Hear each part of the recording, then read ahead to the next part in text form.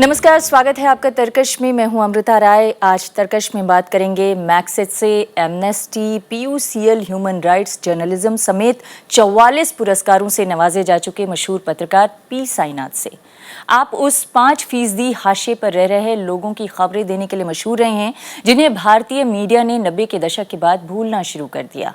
आपकी मशहूर किताब everybody loves a good drought अब तक नॉन फिक्शन कैटेगरी में पढ़ी जाने वाली बेस्ट सेलर बुक मानी जाती है और उसके 30 से ज़्यादा एडिशन निकल चुके हैं। आजकल आप people's archive of rural India के नाम से एक वेब पोर्टल चला रहे हैं। पी साईनाथ ने कल दिल्ली में अपनी वेबसाइट पारी को लॉन्च भी किया। वेबसाइट में ग्रामीण भारत में मजदूरों से जुड़े मुद्दों को प्रमुखता से उठाया गया है और लेखों, आंकड़ों, तस्वीरों, वीडियो और ऑडियो के जरिए लोगों को जानकारी मुहैया कराई गई है। इसमें ग्रामीण भारत की हर जानकारी इंटरनेट पर हासिल की जा सकेगी। परिचय के बहुत सारे आयाम हैं, लेकिन पहले आपका स्वागत करते हैं पी साईनाथ। मीडिया दावा करता है कि ये समाज का आईना है। समाज जो चाहता है हम वही दिखाने की कोशिश करते हैं, लेकिन वाकई क्या आपको लगता है कि इस आईने में, मीडिया के इस आईने में समाज और देश अपना चेहरा देख पा रहा है? मुझको ऐसा नहीं लगता है। मुझको लगता है कि मीडिया पिछले 20 साल में बहुत ज़्यादा कॉर्पोरेटाइज हुआ।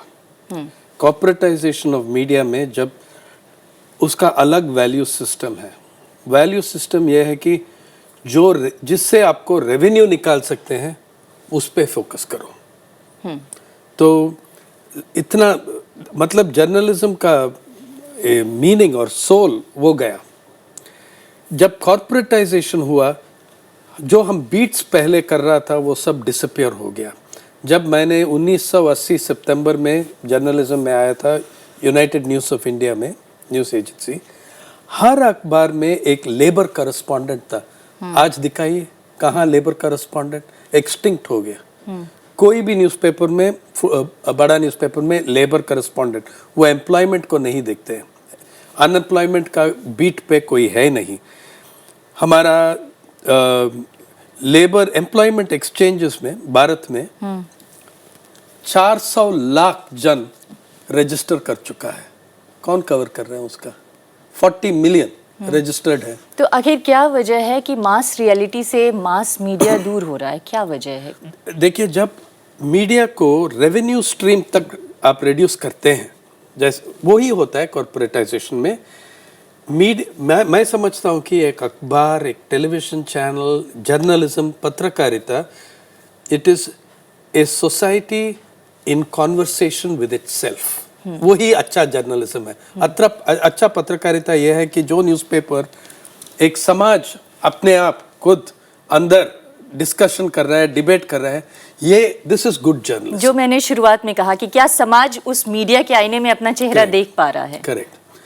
तो लेकिन आज देखिए, अभी एम्प्लॉयमेंट करस्पॉन्डेंट नहीं है, आपको लेबर करस्पॉन्डेंट नहीं है, लेकिन हर अखबार में 2 बॉलीवुड करस्पॉन्डेंट है। ग्रामीण भारत में, ग्रामीण भारत के देखो, इतना पत्रकारिता पॉइंट ऑफ व्यू से इतना फैसिनेटिंग रीजन आपको दुनिया में नहीं मिलेगा। 83.6 करोड़ जन जो 780 भाषा में बात करते हैं, उसको कौन कवर कर रहा है? और जब कवरेज होगा तो भी क्या क्वालिटी ऑफ कवरेज है? आपकी सेंसस में 2011 की सेंसस में या लेटेस्ट NSS डेटा में, नेशनल सैंपल सर्वे डेटा में बहुत कुछ निकल रहा है। ग्रामीण भारत में क्या हो रहा है? एक भयानक परिवर्तन चल रहा है वहाँ। किस तरह का परिवर्तन? मतलब देखो, ग्रामीण भारत में बहुत सारा चीज़ है जो ब्यूटीफुल है, जो चेरिश कर सकते हैं। जैसा भारत में सबसे ज़्यादा स्कूल्स ऑफ वीविंग, जुलाहा, सबसे ज़्यादा यही है। आंध्र प्रदेश में 40 या 60 है, बंगाल में 40 या 60 है, और तमिलनाडु में भी और यूपी में भी। सबसे बड़ा जुलाहा का कम्युनिटी दुनिया में यूपी में है। लेकिन वीविंग स्कूल्स कोलैप्स हो रहा है। देखो, आप कंचीवरम साड़ी के बारे में देखो, जो पुराना वीवर्स था वो सब छोड़ दिया। वो क्राफ्ट कोलैप्स हो रहा है। और ये खबरें कहीं नहीं है, कहीं नहीं है। और वीविंग कोलैप्स हो रहा है। कुंभार, बहुत स्किल्ड पॉटर्स हैं भारत में, जहाँ आपको नहीं मिलता है वो वैरायटी और यूपी से तमिलनाडु तक जितना वैरायटी है कुंभार के काम में कहीं नहीं मिलते आपको। देखिए, अब आज का अखबार लाइए, कंटेंट एनालिसिस कर लीजिए, कितना % है। दिल्ली में सेंटर फॉर मीडिया स्टडीज है जो हर साल देती है breakup. Crime and entertainment 35%, agriculture 0.16%, 0.91% ये कवरेज है। और दूसरी बात है क्वालिटी ऑफ कवरेज। देखिए, मैं अभी एक हफ्ते पहले नांदेड़ में था, नांदेड़ जिला महाराष्ट्र में, मराठवाड़ा रीजन में। अभी इस सीजन में 120 किसानों ने आत्महत्या कर चुका है। उसके पहले एक हफ्ते मैंने तेलंगाना में था, मेडक में। तेलंगाना में जून 2 के बाद आज तक 500 से ज्यादा किसानों आत्महत्या कर चुका है। तो आखिर क्यों ग्रामीण भारत से दूर हो रहा है मीडिया? अगर मुंबई में एक फैशन मॉडल आत्महत्या करेंगे, सबसे बड़ा न्यूज़पेपर 6 महीने फ्रंट पेज से 3 पेज तक आपको न्यूज़ मिलेगा। नेशनल सैंपल सर्वे ऑर्गेनाइजेशन का डेटा, लेटेस्ट डेटा आ चुका है। उसमें वो डेटा ये कह रही है हमको कि एवरेज किसान परिवार, इंडिविजुअल नहीं है, हाउस होल्ड, मतलब 4.9 जन, एवरेज हाउस होल्ड हर सोर्सेस से इनकम काउंट करके गिन के 6,500 से कम है। House hold income per month 6,500 से कम है।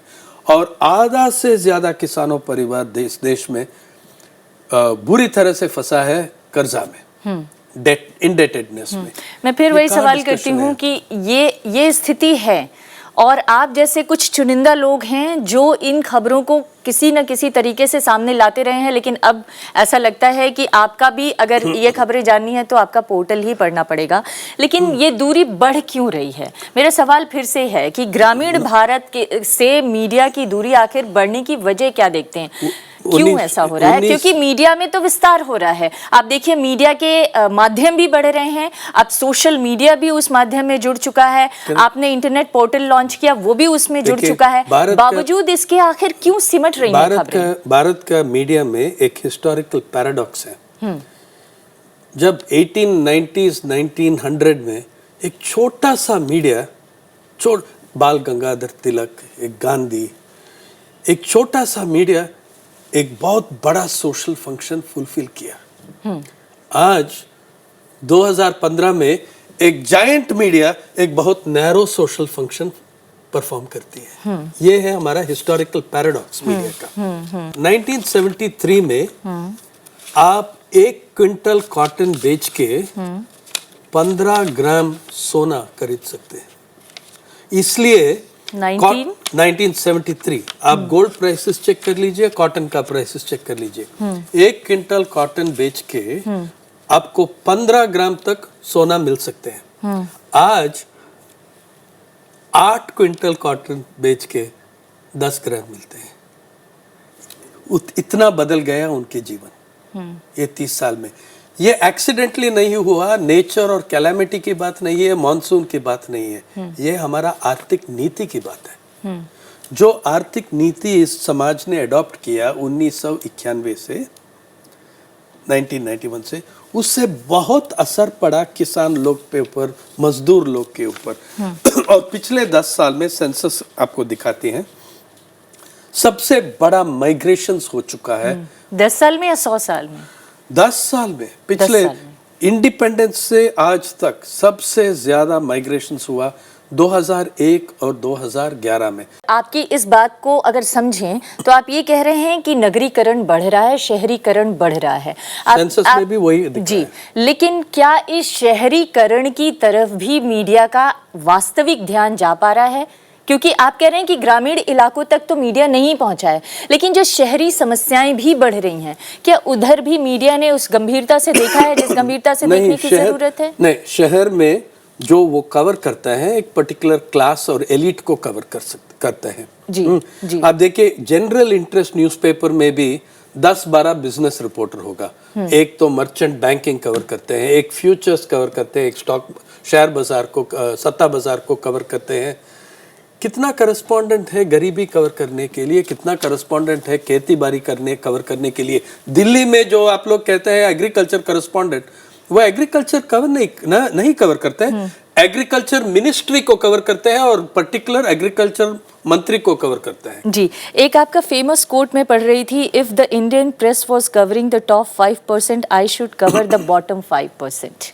लेकिन आपका ये जो बॉटम 5% को यानी हाशिए पर खड़े लोगों को कवर करने का अनुभव रहा है, क्या ये अनुभव हम आपके उस वेब पोर्टल में देख सकेंगे जो आपने हाल ही में लॉन्च किया? एब्सोल्युटली, वो www.ruralindiaonline.org, ये एक वॉलंटरी वेबसाइट है, फ्री एक्सेस वेबसाइट है, वॉलंटरी एफर्ट पे चल रही है। अभी 600 वॉलंटियर मिल गया, जिनमें 300 तक 250 तक पत्रकार हैं, प्रोफेशनल पत्रकार हैं।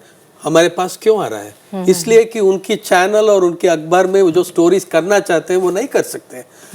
इसका मतलब आप ये कह रहे हैं कि पत्रकार यानी जो समाज के लोग हैं वो तो स्टोरी करना चाहते हैं, वो तो समाज के समस्याओं को ले आना चाहते हैं, लेकिन ऑर्गेनाइजेशंस नहीं ले आने अभी देते मैं हैं। 27 इयर्स टीचिंग कर रहा हूँ 2-3 जर्नलिज्म स्कूल में।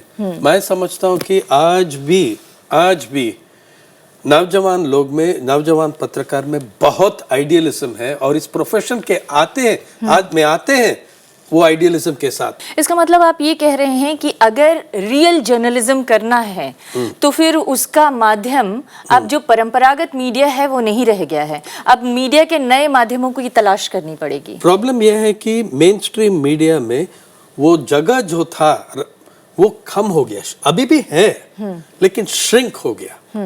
मैं 34 साल मीडिया में काम कर चुका हूँ, वो मेन स्ट्रीम मीडिया ही है।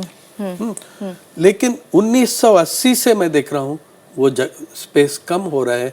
जितना मैं एक सेंटेंस में कह सकता हूँ कि Indian media politically free media है, politically free but prisoners of profit. We are politically free but imprisoned by profit, imprisoned by the commercial motive। तो सबको वो ओवरराइड करेंगे। और टेलीविजन में देखिए एक रेवेन्यू मॉडल आ चुका है। मैं कहता हूँ उसको टॉक टीवी। उत्तराखंड में एक बड़ा डिजास्टर होगा, उसमें एक स्ट्रिंगर ने 10 चैनल को वही। आप ये कह रहे हैं कि दरअसल जो लोकतंत्र का चौथा खंबा हम अपने आप को कहते हैं, fourth pillar of the democracy, दरअसल वो जो है वो कमर्शियल इंटरेस्ट से गाइड हो रहा है। अमृता, मैं कहता हूँ कि वो फोर्थ स्टेट का वो जोक है। हाँ। आजकल फोर्थ स्टेट और रियल एस्टेट के बीच में बहुत कम फर्क है। जितना अखबार है वो उसका प्रॉपर्टीज बहादुर शाह, जफर मार्ग और नारिकमान पॉइंट में उसके ऊपर बैठा है, उससे ज्यादा प्रॉफिट मिल रहा है पत्रकारिता से। तो फोर्थ स्टेट और रियल एस्टेट के बीच में जो डिवाइडिंग लाइन था वो डिसअपियर हो रहा है। हम बन रहा है पूरा हाइपर कमर्शियल एंटिटी, वो कह सकते हैं, और उसमें कम हो जाते हैं। जैसा वो उत्तराखंड का डिजास्टर, या पैनल डिस्कशन चलता है 12 घंटा, लेकिन एक्चुअल रिपोर्टिंग फुटेज बहुत कम है। वही शिवा का स्टैचू डूबना पानी में 100 चैनल पे आप देख सकते हैं। आखिर ये जो आप जो कह रहे हैं ना, real story, real issue based story, ये क्यों कम हो रहा है? उसके सीमित होते जाने के बाद मतलब ये कौन सा वो सैचुरेशन पॉइंट होगा जहां से रियलाइजेशन शुरू होगा कि अब हमें बदलने की जरूरत है? सैचुरेशन पॉइंट आ चुका है लेकिन रियलाइजेशन नहीं आया। देखिए, जब अगर मैं आपको कवर कर रहा हूँ, हाँ, आप हो सकता है कि एलिट क्लास में हो या आम जनता से, लेकिन जब मैं एलिट क्लास को कवर करता हूँ, एक रेवेन्यू मॉडल है, एक रेवेन्यू स्ट्रीम है, मेरा एडवर्टाइजर्स आता है। ये वो ओल्ड प्रिंसिपल समाज जो चाहता है हम वो देखेंगे, वो सही नहीं है। आज जो एडवर्टाइजर चाहता है, जो स्पॉन्सर चाहते हैं, वही हम दिख रहा है। इसलिए मैंने I make an exception of Rajya Sabha TV, Lok Sabha TV. In channel में सीरियस डिस्कशन चलता है इसलिए कि कमर्शियल मोटिव कम है। ज्यादा एनालिसिस, ज्यादा serious discussion non commercial channels में ही चलता है। क्या ओवरऑल मीडिया में ज्ञान को, विचार को आगे बढ़ाने और विस्तार देने की और समाज को साथ साथ जागरूक करने की जिम्मेदारी जो निभाने का दावा किया जाता रहा है वो रह गया है? और खास तौर से अगर हम इलेक्ट्रॉनिक मीडिया की बात करें तो देखिए, और अगर नहीं है तो उसको क्या बढ़ाया जा सकता है? बढ़ाया जा सकता है, उस स्पेस इंक्रीज कर सकते हैं सीरियस इश्यूज के लिए, लेकिन दो बदलाव आ रही है। एक तो मैंने कहा ना, सिचुएशन चेंज हो गया लेकिन रियलाइजेशन नहीं आया है। 5 साल के अंदर जितना न्यूज़पेपर है इस देश में, उनका क्राइसिस बुरी तरह से बढ़ जाएगी जब ब्रॉडबैंड का एक्सपेंशन होगा। जब ब्रॉडबैंड का, अभी 10-15 न्यूज़पेपर देखो, वही न्यूज़, वही स्टोरी, सब पीटीआई का, यूएनआई का, और उनका करस्पॉन्डेंट का नाम लगा देता है, 2 लाइन एक्सक्लूसिव बन जाती है। 5 साल के अंदर ब्रॉडबैंड जब एक्सपैंड हो जाएगा, कौन खरीदेगा आपका पत्रिका? मैं 50 पत्रिका को पढ़ सकता हूँ इंटरनेट पे, तो मैं आपको 8 रुपया, 5 रुपया, 10 रुपया क्यों देना है आपका न्यूज़पेपर के लिए? ये क्राइसिस आ रहा है और जोर से आ रहा है। ये लोग अंतर्राष्ट्रीय मीडिया तो इसको महसूस कर रहा है, लेकिन क्या भारतीय मीडिया भी महसूस कर रहा है? इसलिए कि एक एरोगेंस है, समझता है कि जो यूएसए में हुआ यहाँ नहीं होगा, हमारा सर्कुलेशन बढ़ रहा है इसलिए कि लोग का लिटरेसी बढ़ रहा है, वो सही है। मैं कहता हूँ कि उसमें there is an iota of truth in that. लेकिन ब्रॉडबैंड जब बढ़ेगी, एक्सेस फ्री हो जाएगा, तो वो newspapers are in very serious trouble. और जो न्यूज़पेपर सरवाइव करेंगे, अब अगर आपको एक न्यूज़पेपर को सरवाइव करना है, फिर ये पब्लिक इंटरेस्ट का स्पेस, एक्सक्लूसिव स्टोरीज का स्पेस, जो आपको दूसरा मीडिया में नहीं मिल सकते हैं, अगर वो करेंगे, वो सरवाइव करेंगे जी। और अगर इलेक्ट्रॉनिक मीडिया में भी अपने आप को अलग दिखाना है, तो उसके लिए भी क्या आपको लगता है कि एक एडिटोरियल कॉलम अलग से इलेक्ट्रॉनिक मीडिया में भी इंट्रोड्यूस करने की जरूरत है? वो कर सकते हैं, लेकिन फील्ड रिपोर्टिंग ज्यादा करना है, ये मेरा है। That everyday lives of everyday people, वही हमारा पोर्टल का ऑब्जेक्टिव है। जो हम गांव में या ग्रामीण भारत में वहां के एलिट को नहीं कवर करते हैं हम। एक आम खेत मजदूर, मिस्त्री या छोटा किसान, उनको हम कवर करते हैं। तो हर मीडिया जो एक्सपैंड करना है, उनको कवरेज एक्सपैंड करना है, you have to cover the everyday lives of ordinary people. जी, एक और महत्वपूर्ण बात है, आप जब अपने लेखन के बारे में और अपने जर्नलिज्म के बारे में बात करते हैं, तो उसमें किसानों की समस्याओं को आप दिखाते हैं। आप ग्रामीण भारत के और अलग अलग आयामों पर लिखते रहे हैं। उसमें फूड इनसिक्योरिटी का भी मुद्दा बहुत ज़्यादा रहा है। क्या आप रियलाइज़ करते हैं कि दरअसल ये जो होर्डिंग वाला जो सिस्टम था, जिसको लेकर सुप्रीम कोर्ट ने भी एक बार बहुत क्रिटिसाइज़ किया, वो फूड इनसिक्योरिटी को अब ठीक तरीके से मैनेज किया जा पा रहा है जब से फूड सिक्योरिटी बिल लाने की तैयारी हुई? नहीं हुआ, इसलिए कि देखो, ये होर्डिंग सीरियस प्रॉब्लम है, लेकिन उससे बड़ा प्रॉब्लम्स भी है हमारा एग्रीकल्चरल प्रोडक्शन के सिस्टम में। पिछले 20 साल में ये नया आर्थिक नीति के साथ जितना जमीन है फूड क्रॉप के अंदर, वो गिर गई, और जितना जमीन है dedicated to cash crop, sugarcane, groundnut, कपास, ये सब, वो बढ़ गई है। हर साल सरकार ने बजट सेशन में इकोनॉमिक सर्वे ऑफ इंडिया आपके सामने लेते हैं। उसमें आप टेबल देख लीजिए, पिछले 20 साल में हर 5 साल का average per capita availability of food grain 1991 में 510 ग्राम था, पिछले साल 440 ग्राम था। इतना गिर गई, इसलिए कि area under food crop cultivation. हालांकि सरकार तो बार बार दावा करती है कि हमारे यहाँ जो पैदावार है वो बढ़ रहा है। करेक्ट, हाँ। वो एग्रीगेट प्रोडक्शन टोटल बढ़ गई, हाँ। पर कैपिटा गिर गई जी। लेकिन जो किसानों की समस्याएं हैं, एक तरफ आप ये कह रहे हैं कि किसान आत्महत्या कर रहे हैं, आप ये भी कह रहे हैं कि किसानों की तरफ सरकार का ध्यान नहीं है, आप ये कह रहे हैं कि किसानों का जो आमदनी था वो भी घट रहा है। लेकिन दूसरी तरफ एक दूसरा वर्ग है जो बार बार ये सवाल उठाता है कि किसानों को सबसे ज्यादा सब्सिडी दी जाती है, सरकार सबसे ज्यादा उसकी मदद करती है। ये क्या कॉन्ट्राडिक्शन है? वो आप चेक कर लीजिए कौन सा किसान का सब्सिडी बढ़ गया। हाँ। देखिए एग्रीकल्चरल क्रेडिट जो कहते हैं, मतलब जो banks, public sector banks, scheduled banks, commercial banks कर्जा लोन्स देते हैं, लोन्स एंड एडवांसेस, उसका पूरा डेटा आप रिजर्व बैंक से लेके देख लीजिए कहाँ जा रहे हैं। एग्रीकल्चरल क्रेडिट जो दे चुका है दिल्ली और चंडीगढ़ में, अर्बन और मेट्रो ब्रांचेस में 32,000 करोड़। किसान कहाँ है दिल्ली और चंडीगढ़ में? महाराष्ट्र में हर साल 40 से 50% एग्रीकल्चरल क्रेडिट, खेती के लिए जो क्रेडिट देते हैं, मुंबई में बांटते हैं 40%, 35%। मलाबार हिल और कफ पेरेड में है कहाँ किसान? तो आप ये कह रहे हैं कि जो सब्सिडी दी जा रही है किसानों को, वो एक्चुअली जो रियल किसान है उन तक नहीं पहुंच पा रहे। ये सब्सिडी भी नहीं है, ये एग्रीकल्चरल लोन है। एग्रीकल्चरल लोन है। ओके, और उसमें नहीं, और सब्सिडी की भी बात करें तो ज्यादातर तो वो फर्टिलाइजर सब्सिडी के रूप में जा रही है। फर्टिलाइजर सब्सिडी प्रोड्यूसर को जाती है, कंज्यूमर को नहीं जाते हैं। जो आपका बड़े बड़े कॉर्पोरेट जगत का लोग जो फर्टिलाइजर बनाते हैं, सब्सिडी उनको जाती है। ना बेरोजगारी के संकट पर डिस्कशन हो रहा है, ना पावर्टी के संकट पर डिस्कशन हो रहा है, ना जमीन के संकट पर डिस्कशन हो रहा है। अभी हाल ही में लैंड एक्विजिशन बिल को अध्यादेश के जरिए पास किया गया है, जिस पर एनजीओज काफी विरोध कर रहे हैं। क्या आपको लगता है एनजीओज का विरोध जायज है? एनजीओज छोड़ो, आम लोग विरोध कर रहे हैं। और सीएजी का report, controller and auditor general का रिपोर्ट देख लीजिए। महाराष्ट्र में या आंध्रा में बड़े बड़े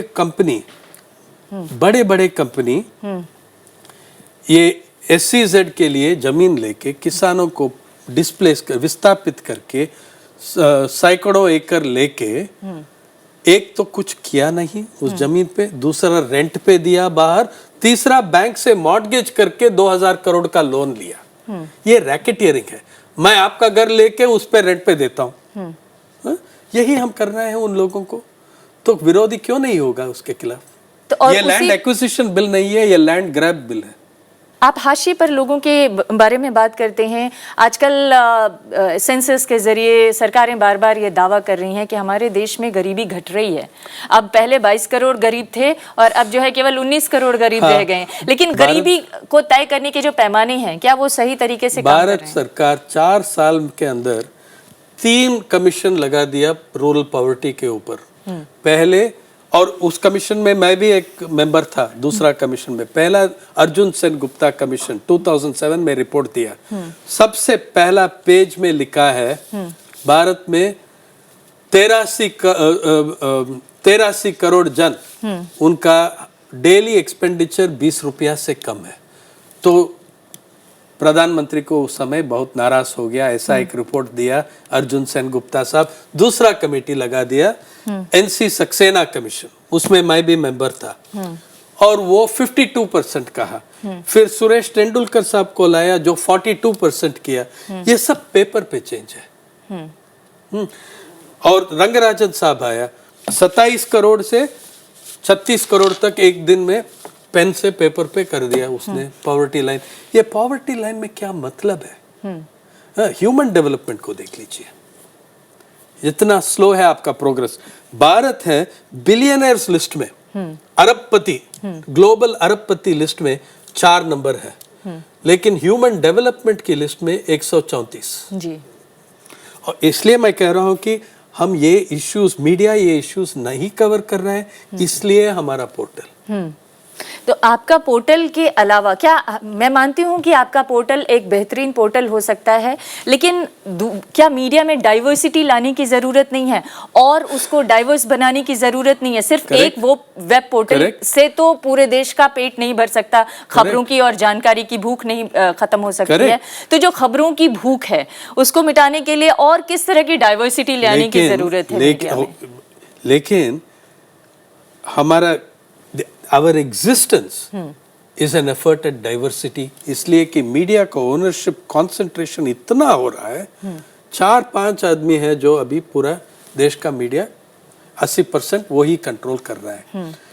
मैं चाहता हूं कि उसके ऊपर कानून होना चाहिए, लेजिस्लेशन होना चाहिए, जैसे यूनाइटेड स्टेट्स में है, जो जैसा यूरोप में क्रॉस ओनरशिप रेस्ट्रिक्शंस है। मतलब आप एक इंडिविजुअल एक शहर में पूरा टीवी, ऑनलाइन, प्रिंट और रेडियो को ओन नहीं कर सकते हैं, वो रेस्ट्रिक्शंस है उसको। हालांकि पिछली सरकार ने लाने की कोशिश की, लेकिन ऐसा लगता नहीं है कि उसकी भी कोई खास मंशा थी और वो ले पाने में सफल भी नहीं। वो रिपोर्ट उनके पास एडमिनिस्ट्रेटिव स्टाफ कॉलेज से 4-5 साल पढ़ा था, कुछ किया नहीं। Nobody wants to fight with the big media owners. डरते हैं पॉलिटिकल लोग, उनके साथ झगड़ा करना है। देखो पेड न्यूज स्कैंडल कितना साल चल रहा है, कोई एक्शन नहीं लिया सरकार। लेजिस्लेशन आना चाहिए, उसको क्राइम बनना चाहिए, लेकिन कुछ media owners are very powerful people. आपने तो लगातार पेड न्यूज़ के खिलाफ लिखा, आपने लगातार विकीलीक्स की जो बातें थी उनको आप अखबारों के सामने लिया, लेकिन आजकल की मीडिया में क्या उतना भी साहस रह गया है? आज की मीडिया में मैं समझता हूँ कि पेड न्यूज बढ़ रहा है, उसका सोफिस्टिकेशन आ गया, बहुत सोफिस्टिकेशन आ गया, जो इसलिए कि वो स्कैंडल और एक्सपोजर से बहुत लोग एक्सपोज हो गया, तो उसका मेथडोलॉजी चेंज हो गया। तो उसको क्या रेगुलेट करने की जरूरत है? इलेक्शन कमीशन भी कह चुका है कि इसमें नया लेजिस्लेशन आना चाहिए। हम कुछ नहीं कर सकते एक पॉइंट के beyond, we can not do anything अगर कानून नहीं है। पार्लियामेंट में देखो 2009 में बढ़िया डिस्कशन चला राज्यसभा में, राज्यसभा का डिस्कशन था, first class discussion paid news में। अगले दिन एक ही अखबार रिपोर्ट किया डिस्कशन को, बस।